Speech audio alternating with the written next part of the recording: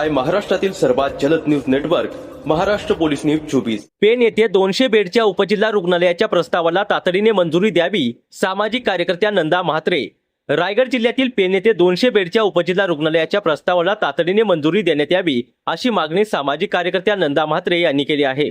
यासाठी त्यांनी प्रांताधिकारी यांना निवेदन सादर केले। नंदा म्हात्रे यांनी सांगितले की पेण येथील उपजिल्हा रुग्णालयाचे सन 2000 मध्ये नूतनीकरण झाले असून सध्या ते केवळ 50 बेडचे आहे। मात्र वाढती लोकसंख्या आणि रुग्णसंख्या लक्षात घेता 200 बेडच्या रुग्णालयाचा प्रस्ताव शासनाकडे पाठवण्यात आला असला तरी त्याचा पाठपुरावा होत नसल्याने मंजुरी रखडली आहे। त्यांनी पेणमध्ये अनुभवी तज्ञ डॉक्टर, आधुनिक वैद्यकीय सुविधा आणि सर्वसामान्यांना परवडणारे सुसज्ज सरकारी रुग्णालय उभारण्याची गरज अधोरेखित केली। यावेळी त्यांनी 4 तारखेला घडलेल्या एका तरुणाच्या मृत्यूच्या घटनेचाही उल्लेख केला। या प्रकरणात मृत्यूचे नेमके कारण अद्याप अधिकृतपणे स्पष्ट झालेले नसून पोस्टमॉर्टम अहवाल आल्यानंतरच वस्तुस्थिती समोर येईल असे त्यांनी नमूद केले। भविष्यात नागरिकांना उत्तम आरोग्य सेवा मिळावी आणि गंभीर रुग्णांना वेळेत उपचार मिळावेत यासाठी पेणमध्ये 200 बेडचे सुसज्ज रुग्णालय लवकरात लवकर मंजूर करण्याची मागणी त्यांनी केली आहे। आज आम्ही उपविभागीय अधिकारी पेण यांना एक निवेदन दिले। पेणमध्ये सध्या आरोग्य आणि पाणी हे खूप ज्वलंत प्रश्न आहेत। पाणी अशासाठी की अशुद्ध येतंय आणि अपुरं येतंय आणि आरोग्याचा जो प्रश्न आहे तो आत्ताच 4 तारखेला 26 वर्षाचा मुलगा निशांत पाटील याचा सर्जरीनंतर मृत्यू झाला। तेव्हा प्रकर्षाने जाणवलं की इथे आरोग्य सेवा देणारं उपजिल्हा रुग्णालय सुसज्ज असणं किती गरजेचं आहे। मल्टी स्पेशालिटी असलेलं ते गॅलेक्सी हॉस्पिटलमध्ये निशांतवर शस्त्रक्रिया होते आणि अपेंडिक्सच्या शस्त्रक्रियेनंतर त्याचा काही तासातच मृत्यू होतो दुर्दैवी आणि त्यामध्ये नागरिकांचा झालेला पूर्णपणे उद्रेक, पण तो शांततेच्या मार्गाने हाताळून आपण ह्या प्रश्नावर कायमचा तोडगा कसा काढू शकतो तर ते आपलं उपजिल्हा रुग्णालय पेण हे 200 बेडचं रुग्णालयाचा प्रस्ताव 2025ला आरोग्य विभागाला गेलेला आहे, पण त्याला अजून मंजुरी मिळालेली नाही आहे।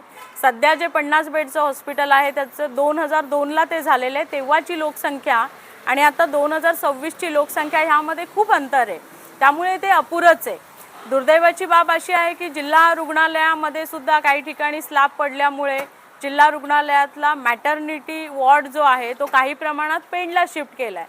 त्याच्यामुळे रोहा, सुधागड, नागोठणे इथले सिझेरियनचे रुग्ण आहेत किंवा बाळंतपणासाठी ते रुग्ण पेणला येत आहेत। त्यामुळे आधीच पेणला 50 बेड लोकसंख्येच्या मानाने अत्यंत कमी, त्यातून पुन्हा हे वाढलेलं काम, कमी स्टाफ, ह्या सगळ्या प्रकारामध्ये जो लोड त्या हॉस्पिटलवर आहे तर ते पुरेसं नाही आहे इमारत आणि पूर्णपणे मनुष्यबळ तिथलं। तर त्यासाठी हा 200 बेडचा प्रस्ताव जो आहे तो आरोग्य विभागाने येत्या मंत्रिमंडळामध्ये त्याला मंजुरी द्यावी आणि ते काम तत्काळ सुरू करण्यात यावं अशी ती मागणी आहे। या मागणीला जर 15 दिवसामध्ये शासनाने प्रतिसाद दिला नाही तर यासाठी पाणी व आरोग्य कृती समितीच्या माध्यमातून समाजातील जे जागरूक नागरिक आहेत किंवा जे पीडित आहेत, ज्यांनी आपल्या नातेवाईकांना गमावलंय आणि जे सामाजिक कार्यकर्ते, राजकीय कार्यकर्ते, संघटना आहेत, या सगळ्यांना बरोबर घेऊन एक आंदोलन करण्याचा आमचा मानस आहे। शासनाने ती वेळ आणू नये आणि ह्या प्रस्तावाला मंजुरी द्यावी। त्याचबरोबर मल्टी स्पेशालिटीच्या नावाने ज्या रुग्णालयांना परवानग्या दिल्या जातात, ज्याच्या एका बोर्डवरून लोकांना असं वाटतं की मल्टी स्पेशालिटी म्हणजे ह्या रुग्णालयात सगळ्या सोयीसुविधा आहेत, MRI, CT स्कॅन सगळं इथेच मिळेल, इथे एकदा आत गेल्यानंतर आपल्याला अन्य कशासाठी बाहेर जायची गरज नाही, असा समज करून ह्या रुग्णालयांचा आधार घेत रुग्ण तिथे जातात।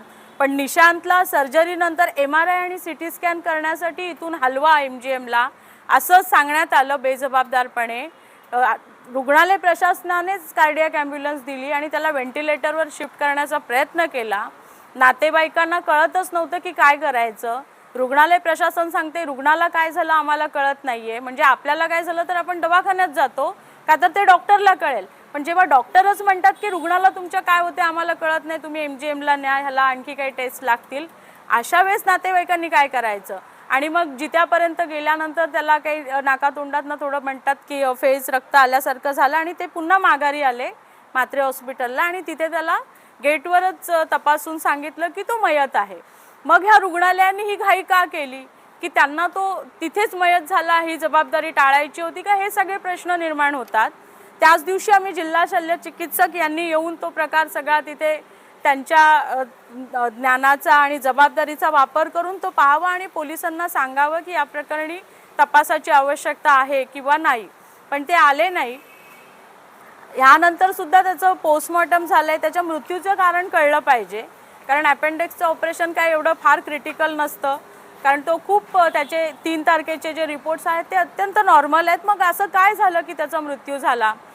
त्यामध्ये रुग्णालय प्रशासनाने आम्हाला ऑपरेशन करणारे डॉक्टर कोण आहेत, रवी वराड, त्यानंतर भूलतज्ञ जे आहेत हिरालाल कांबळे, ह्या सगळ्यांचे डिटेल्स दिलेले आहेत. ऑपरेशन थिएटरमध्ये कोण होतं, तर या सगळ्यांनी पुढे येऊन ते सांगितलं पाहिजे ना. कारण डॉक्टरचं तेही काम आहे, जरी मृत्यू झाला तरी त्या मृत्यूचं नक्की काय कारण होतं ते अत्यंत जबाबदारीने सांगितलं पाहिजे नातेवाईकांना. ही सुद्धा ती एक मागणी आहे. तर ह्या सगळ्या मागण्यांचं हे निवेदन आहे. सगळ्यात महत्त्वाचं आहे की आमचं 200 बेडचं हॉस्पिटल आम्हाला द्या, जेणेकरून रुग्णांना अशा खाजगी रुग्णालयात उपचारासाठी जाण्याची वेळ येणार नाही. महाराष्ट्र पोलीस न्यूज 24 साठी रायगड जिल्हा उपसंपादक संजय गायकवाड.